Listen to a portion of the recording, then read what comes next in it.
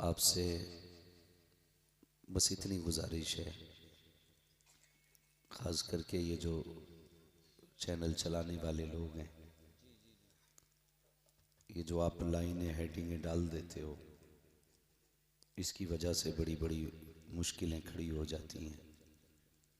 आपके दो गलत जुमले किसी की ज़िंदगी बर्बाद कर सकते हैं। बेशक।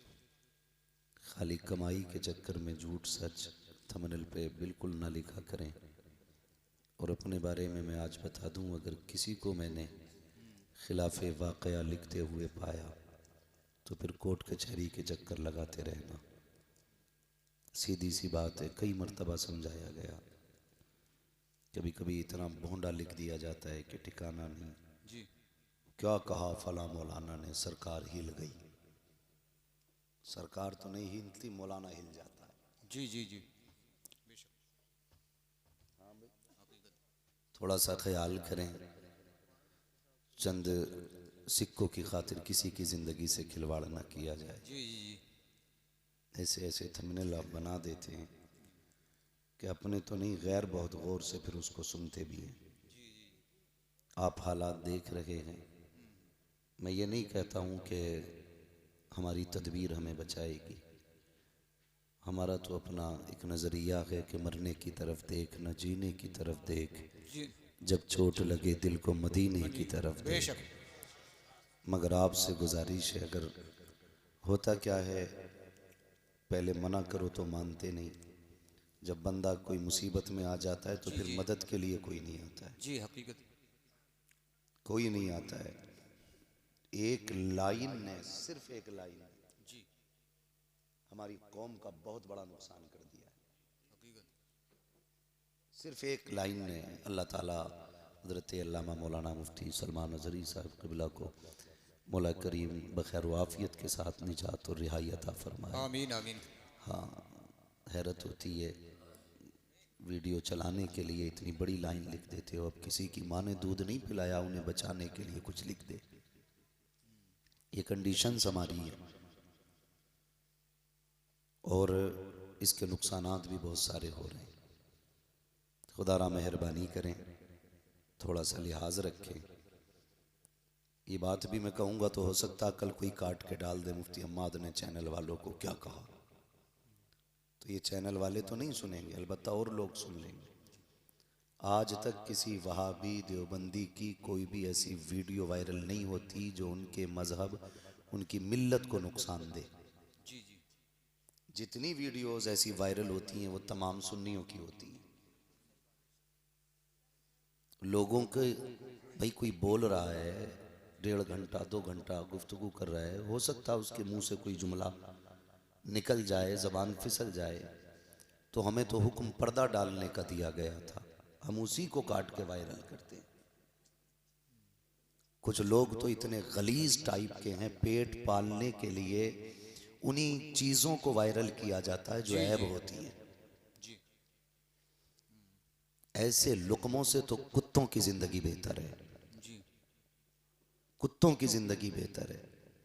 कई बार ऐसा नहीं हुआ, किसी मौलाना की तंबाकू बनाते वीडियो डाल दी, किसी की बात करते कि देखो मौलाना क्या कर रहे हैं। भाई इंसान है मौलाना भी। तुम्हें मालूम है पर्दा पोशी कितनी बड़ी नेकी है। फरमाया गया जो दुनिया में किसी का ऐब छुपाएगा, अल्लाह आखिरत में उसका ऐब छुपाएगा। बेशक बेशक। ये बातें मिंबर पे हमें नहीं करनी चाहिए, हम बचते हैं, लेकिन मजबूरी हद हो गई। किसी की जाती रंजिश होती है तो मिंबर पे लाके निकालता है। माँ ने दूध पिलाया है ना, तो जिस मौलवी में कमी है उसके घर आके बैठ के बात कर, घर आके बात कर। एक आज मुझे दिखाया किसी ने, एक मौलवी तकरीर कर रहा, अच्छा खासा पुराना सुलझा हुआ मौलवी, सुलझा हुआ मौलवी, अच्छा खासा मोटा तगड़ा 8-10 रोटी खाता होगा, लेकिन अकल घास बराबर भी नहीं है। जी जी जी। इस्लाह के ये तरीके नहीं है।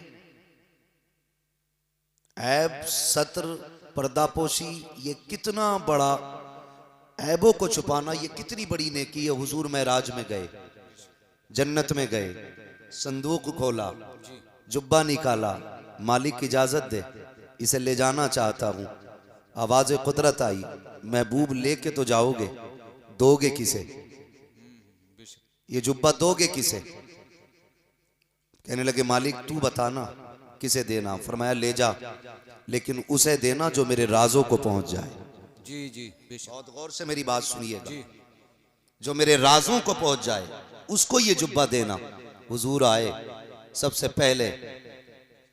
पहले सदाकत के ताजदार, जी जी मुस्तफ़ा के यारे गार और यारे मज़ार हज़रत अबू बकर सिद्दीक़ को महबूब ने बुलाया। कहने लगे यार जन्नत से ये जुब्बा लेके आया हूँ, बता अगर तुझे दे दूँ तो तू क्या करेगा।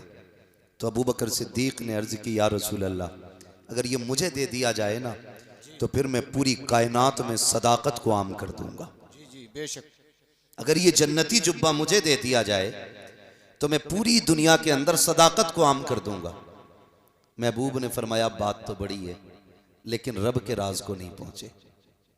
फिर बुलाया हजरत उमर फारूक आजम को। उमर ये जन्नत का जुब्बा है, मैं लेके आया हूं, अगर तुझे दे दूं तो क्या करेगा। कहने लगे महबूब अगर ये मुझे मिल गया ना तो मैं पूरी जमीन पे आदल कायम करूंगा, पूरी जमीन पे आदल कायम कर दूंगा। हुजूर ने फिर फरमाया बात तो बहुत अच्छी कही, लेकिन अभी रब के राज को नहीं पहुंचे। फिर बुलाया हजरत उस्मान गनी को। मेरे उस्मान जी या रसूल अल्लाह, ये जन्नत का जुब्बा है, अगर तुझे दे दूं तो क्या करेगा।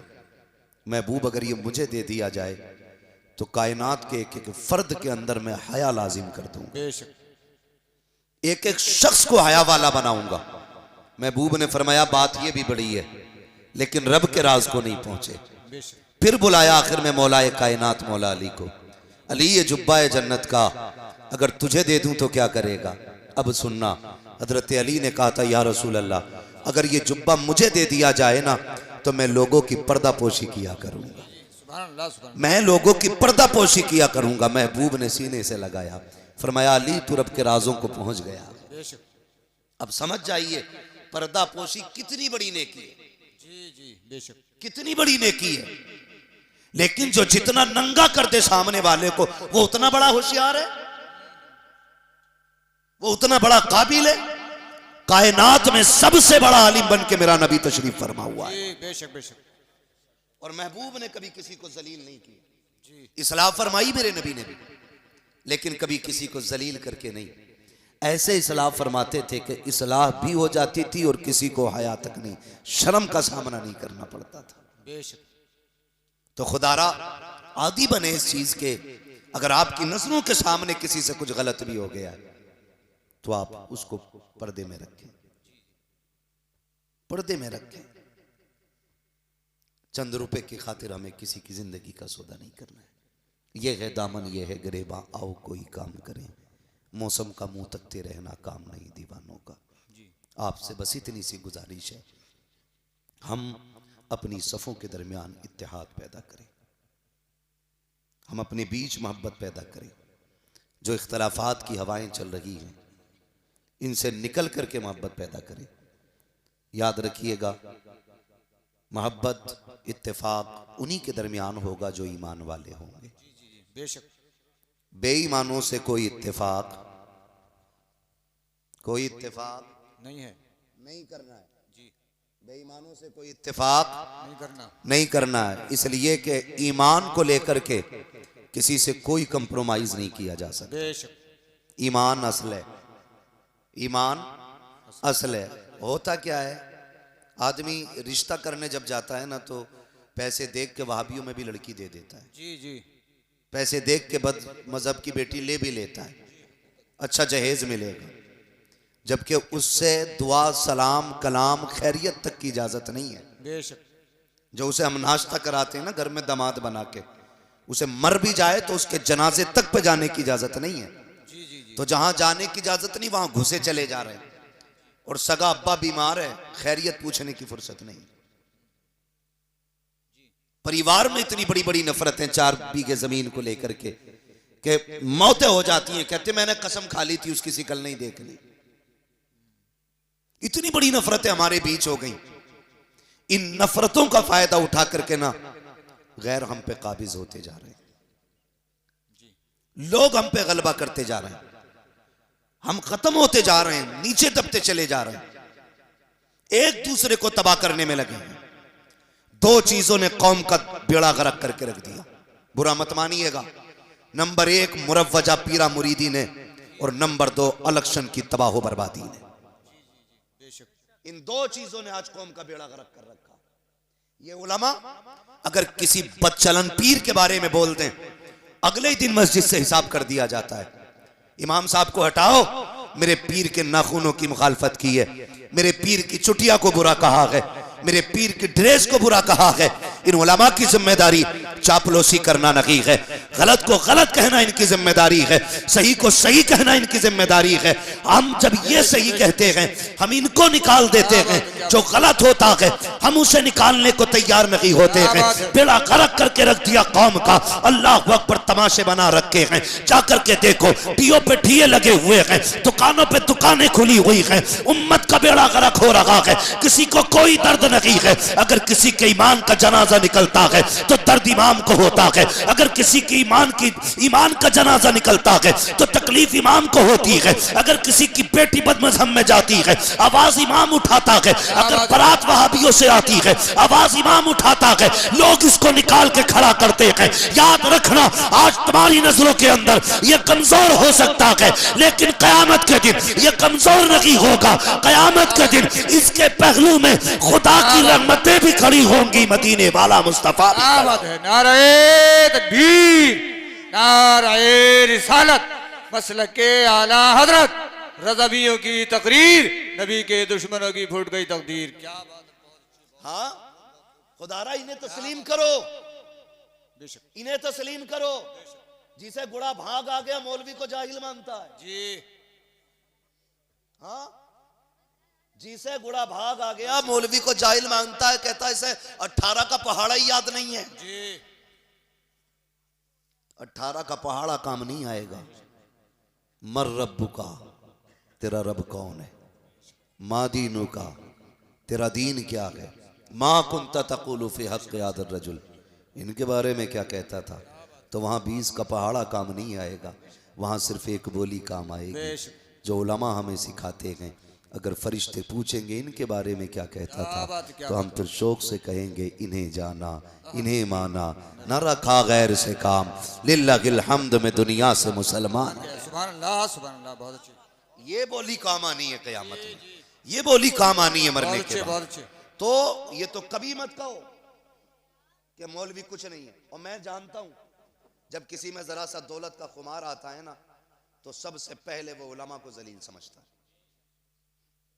कई मुखिया ऐसे जानता हूं मैं, जी जी जी, कई बधानों से वाकिफ हूं ऐसों से जी, कि कहते बुलाओ हाफिज जी को फातिहा पढ़ लें। इमाम आया तो मुखिया उठ थोड़ी रहा कुर्सी से, जी जी जी, हिला ही ना जा रहा उससे। ये नहीं पता है कि कुछ भी बन जा, मस्जिद में पीछे ही खड़ा होगा। जी जी, सारी मुखियागिरी निकल जाती है ज़ोहर असर मगरिब इशा फजर में, लेकिन घर नहीं उठ रहा। आओ हाफिज जी बैठो, मरी पड़ जाएगी, 2 मिनट के लिए उठ जाएगा तो इंसान समझ के नहीं उठता। मत उठ, मुस्तफा का गुलाम समझ के उठ जाया कर। जी, बेशक बेशक, क्या बात। हम नहीं जानते कि हमारी औकात क्या है, लेकिन जब से हुजूर से जुड़े हैं ना, तो फिर अपने आप को सब कुछ समझने लगे। क्या बात है, बेशक बेशक। अपना क्या है, उलमा की इज्जत किया करो। पैसा कितने दिन है, कितने दिन पैसा भाई? जाओ कब्रिस्तान में जाके देखो, इन्हें ले जाओ चचा को, इनकी सफेद दाढ़ी है, इनसे पूछो ये कब्र किसकी है। ये कहेंगे 100 साल पहले की कब्र है। फिर पूछना ये किसकी है, ये कहेंगे 60 साल पुरानी कब्र है। फिर पूछना इनसे कि तारीख बताओ, कहेंगे ये वो था जिसकी लठिया में धुआं उठता था, ये वो लेटा है जिसके आगे कोई खड़ा नहीं हो सकता था। पूछना कब्रों से बताओ तो सही, अमीर और गरीब की कब्र में फर्क क्या रह गया है। पूछना कभी आवाज दे के, मरने वालों तुम्हारे आगे लोग खड़े नहीं होते थे, आज तुम्हारी क्या गुजर रही है, तुम्हारा क्या मामला है। तो वो कहेंगे हम ये सोचते थे कि बिल्डिंगें बनाने वाला कामयाब है, दौलत वाला कामयाब है, प्रधान और मुखिया कामयाब है, लेकिन जब मौत ने धक्का दिया, कब्र में आके लेटे, आखिरी तख्ता लगा, लोग मिट्टी डाल के गए, ऐसा झटका कब्र ने दिया, दुनिया के सारे ऐश का जनाजा निकल गया। यहाँ आके पता चला यहाँ दुनिया की दौलत का सिक्का नहीं, यहाँ मदीने वाले की मोहब्बत का सिक्का चला कर। सुभान अल्लाह, सुभान अल्लाह, बहुत अच्छे, बहुत खूब, बहुत खूब। याद रखिएगा, क्या बात। सबसे ज्यादा कामयाब वो है जिसने आखिरत बना रखी। जी जी, बेशक। सबसे ज्यादा कामयाब और अगर खुमार हो ना किसी को दौलत पे, चलो मैं तुम्हें दिखाऊं रब के करिश्मे। जो बड़ा हॉस्पिटल हो जहां पे ऑक्सीजन का इंतजाम हो, जाके चेक करना। ऐसे लगे पड़े मुंह पे मुझी के। अल्लाह सबको इज्जत और ईमान की मौत नसीब फरमाए। अल्लाह बिस्तर पे मौत नसीब फरमाए। बड़ी बात है जिसे इज्जत और ईमान की मौत मिल गई। आमीन। हाँ, अब तो ये भी नहीं पता यार मिट्टी नसीब होगी कि जी नहीं। जी जी। कोई खबर नहीं है कफन मिलेगा कि नहीं। हाँ, हादसे इतने खतरनाक होते हैं, पहचाने मिटा दी जाती है। कुछ नहीं मालूम है किधर मौत आनी है, कहाँ मरना है। पहले लोग पकी उम्रों को देख के कहते थे कि हाँ भाई ये जाने वाला है। आज पकी उम्रों वाले बैठे रह जाते हैं, कच्ची उम्र वाले चले जाते हैं। कोई गारंटी नहीं है यार, कोई गारंटी नहीं है कि 70 साल जीना है, 60 साल जीना है। अल्लाह ने ऐसे ऐसे गुरूर तोड़े लोगों के, मुझी के लगा रखे, मुझी के। हाँ, मुझी के लगा रखे। जाके देखो ऑक्सीजन लगी पड़ी है, पूछो जाके पैसा कितना का हिसाब नहीं है, हिसाब ही नहीं है। लगता तब जब कभी ज़कात देता, जब दी नहीं ज़कात तो हिसाब कहां से पता चलेगा भाई। इतनी दौलत है कि कोई हिसाब नहीं है बंदों के पास। बेशक। अकड़ के मारे ठिकाना नहीं। अल्लाह ने गिराया हॉस्पिटल के अंदर, ऑक्सीजन लगा दी। वो कहता अब हमारी ताकत देख, ये तेरे पास तेरी दौलत भी है, तेरी औलाद भी है, पैसा भी है, फल भी है, जूस भी है, लेकिन खा के दिखा।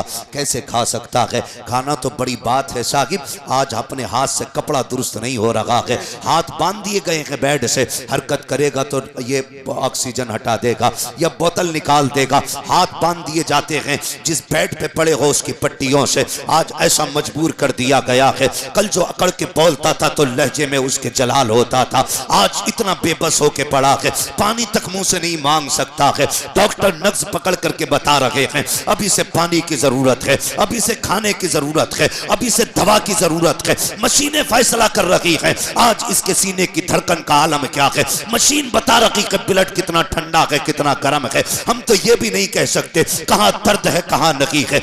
ऐसा बेबस करके बिस्तर पे गिराया जाता है, कोई बचाने वाला नहीं आता है। इसलिए यार मैं कहता हूं, आज अगर किसी चीज का गुरूर है तो घमंड का नशा उतार के फेंक दो। रब की बारगाह में छोटे हो जाओ, इतने छोटे हो जाओ, उससे कह दो मालिक ये जो दौलत है मेरी नहीं है, ये जो शोहरत है मेरी नहीं है, ये सब कुछ तेरी दी हुई है। अगर तू चाहेगा लम्हे में ले लेगा, अगर तू चाहेगा तादम ज़ीस्त बरकरार रखेगा। अगर तुम इतने छोटे हो जाओगे तो फिर ऑक्सीजन पे मौत नहीं आएगी। कोई सजदे में इंतकाल करेगा, कोई कयाम में इंतकाल करेगा, कोई ऐसे जाएगा कि यासीन पढ़ रहा था दुनिया से चला गया, कोई कहेगा नमाज में था दुनिया से चला गया, कोई कहेगा सलाम में था दुनिया से चला गया। और दुनिया ये कहेगी ये जो जा रहा है कोई आम नहीं जा रहा है, बल्कि मुस्तफा का गुलाम जा रहा।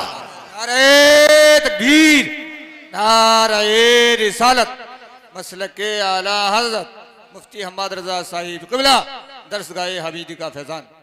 भाई ये झगड़े खत्म करो। कई लोगों की झगड़ों को लेकर के ना बीघे बीघे भर जमीन चली गई, बीघे बीघे भर जमीन।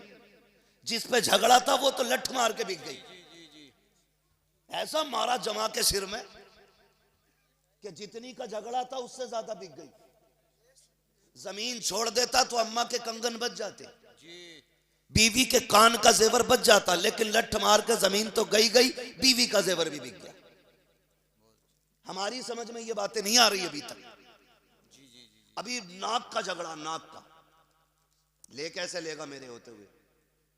हाँ, हालात यही है। कोना अंदर नहीं करेगा बंदा मकान का, रोक के दिखा तेरे बाप में दम है तो। वो जो दम दिखाया उसने तो बंदे का ही दम निकल गया। हाँ, ये तो कब्रिस्तान चले गए और वो जनाब उधर चले गए। इधर इनके इसलिए यतीम हो गए कि ये रहे नहीं, और उधर उनके इसलिए यतीम हो गए कि वो बचे नहीं। यतीम दोनों के हो गए। जी जी। क्यों ऐसी जिंदगी के पीछे पड़े हम लोग? प्यार बांटो, मोहब्बत बांटो। अगर किसी पे किसी का जरा सा निकल भी रहा है, रब का बंदा समझ के माफ कर दे। खुदा तुझे अपने कर्म से कयामत में माफ फरमा दे। बेशक। कोई गुजारे होने, कोई काम नहीं है, खाली मेंढी कुरे देगा जाके खेत में भी। इतने इतने चालाक हैं कारी साहब, ऐसे फावड़े से मैंड काटता कि पता ही नहीं चलता कट गई है, और अगले दिन पानी भर दे तो मैंड लौट जा, तो कह रहा मैंने थोड़ी काटी, वो तो खुद गिर गई। अच्छा गिर गई तो वहीं रख दे, एक हाथ बढ़ा के रखेगा उधर को, और उसमें 3 बल होंगे ना, कहीं से तो सीधी आ गई। कमजोर आदमी नब्बाने पहुंचेगा तो हैं से नापेगा, मतलब दूसरे के खेत में घुसड़ के नापेगा, और ताकतवर आगा तो कहेगा इधर टेढ़ी हो गई ना दीवार, ऐसे है मेरा। तो ये हालात है हमारे, नियत दुरुस्त नहीं है। बरकत मैंड में नहीं होती है, बरकत नीयत में होती है। जी जी बेशक, बरकत नीयत में होती है। आप नीयत में गुंजाइश रखो, छोड़ दे यार किसी के लिए क्या जाता है, तू किसी के लिए छोड़ेगा अल्लाह तेरे रिज्क में बरकत अता फरमाए। जी जी बेशक, करेंगे इंशाल्लाह ऐसा। जी जी इंशाल्लाह। लठियां तो नहीं चलानी है ना।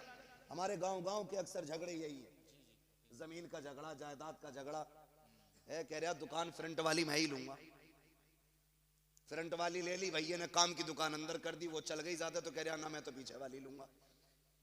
बंटवारा 20 साल पुराना था, ऐसे ऐसे था, अब रोड निकल गया बड़ा, तो कह रहा मुझे ऐसे ऐसे बांटनी है।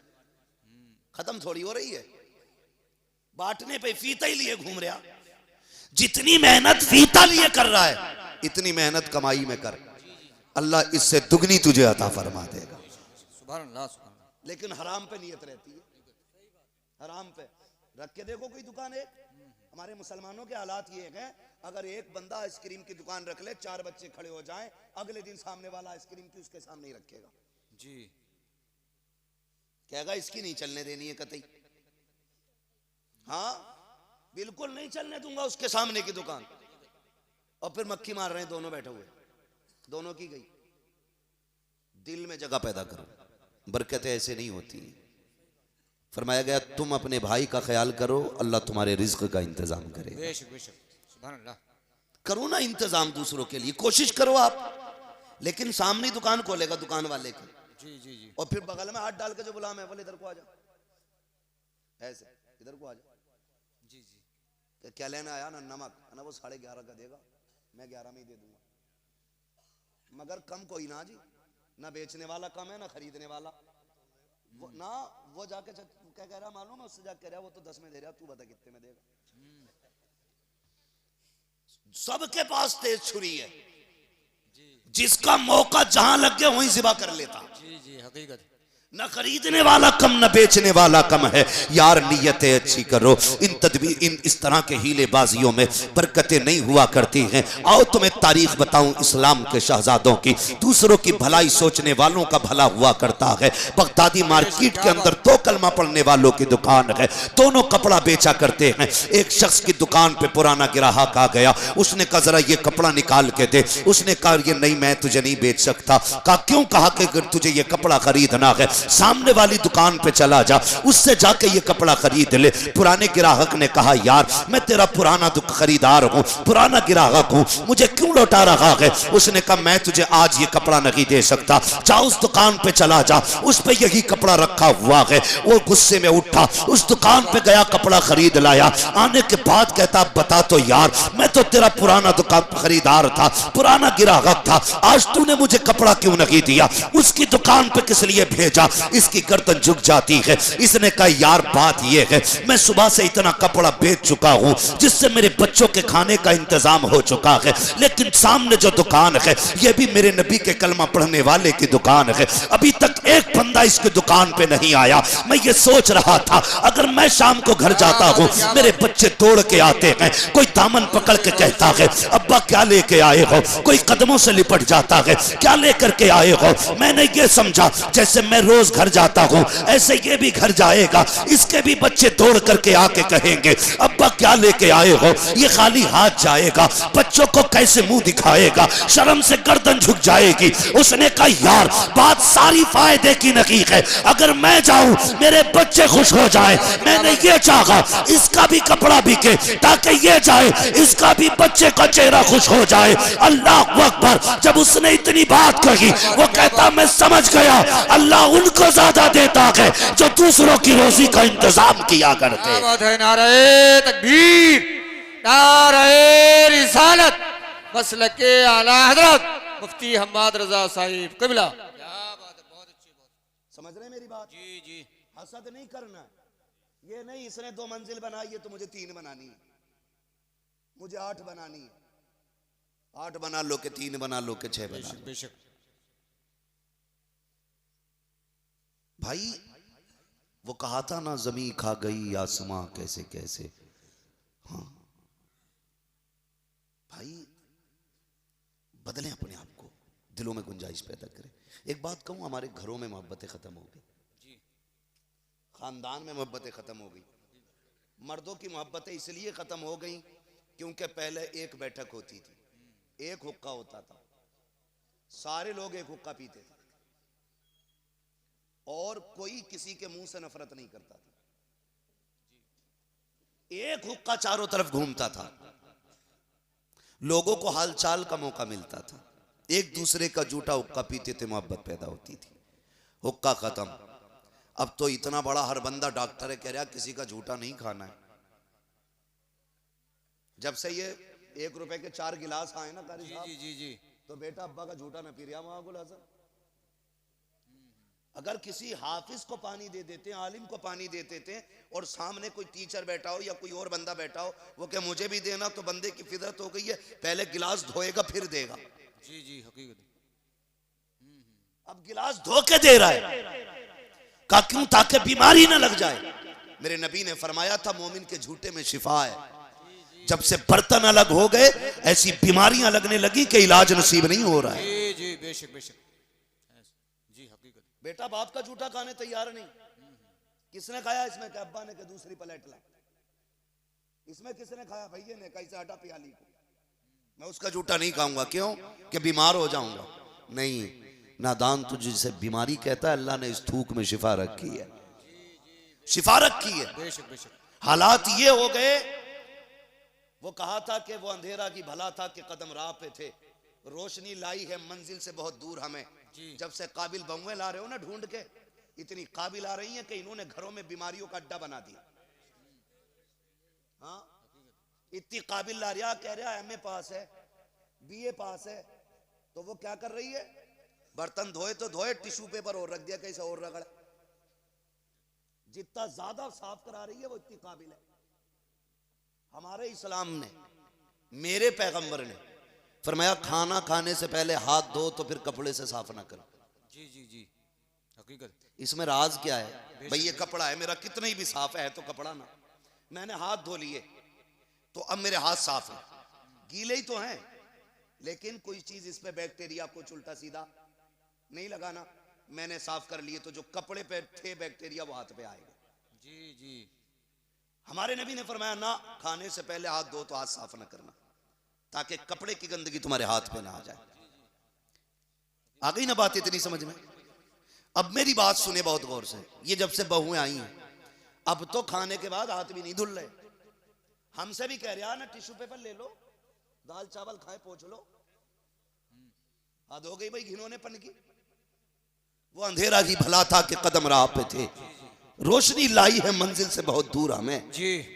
हालात देखें, पहले बच्चे बुजुर्गों के पास रहते, बड़े बूढ़ों के, औरतें भी अक्सर अपने बच्चे बड़े बूढ़ों के पास छोड़ देती। जी जी जी जी होता था कि नहीं? हकीकत। ज्यादातर पोते, एक कहावत है कि पूत से पोता ज्यादा प्यारा होता है। पूत से, समझ रहे मेरी बात? मैं बिहार में बात नहीं कर रहा हूं, अपने मुरादाबाद में कर रहा हूं। पूत से पोता प्यारा। अल्लाह आपको पोते अता फरमाए। बोलें जरा तभी पोते होंगे, ऐसे नहीं होंगे चुप रहे। सुभान अल्लाह सुभान अल्लाह। पूत से ज्यादा पोता, पोते प्यारे होते। उसकी वजह क्या कर साहब? उसकी वजह यह है कि दादा को पोते में अपने बेटे का बचपन नजर आता है। जी बेशक बेशक हकीकत। इसलिए वो पोते से प्यार करता है। जी जी जी। जिससे यार अपनी जूती नहीं उठती, अपना चश्मा नहीं संभलता, वो पोते को कंधे पे रख रहा है। जी जी जी। कभी इस राज को समझा हमने? हमने तो यही सीखा ना, प्लस माइनस लगा दो तो बल्ब जल जाएगा, यही हमने पढ़ा आज तक। लेकिन कभी इस्लाम को समझिए, वो कंधे पे लेके चलता है जिससे अपनी लाठी नहीं संभलती। ये ताकत है? नहीं। ये लाड प्यार है। जी जी बेशक। तो पहले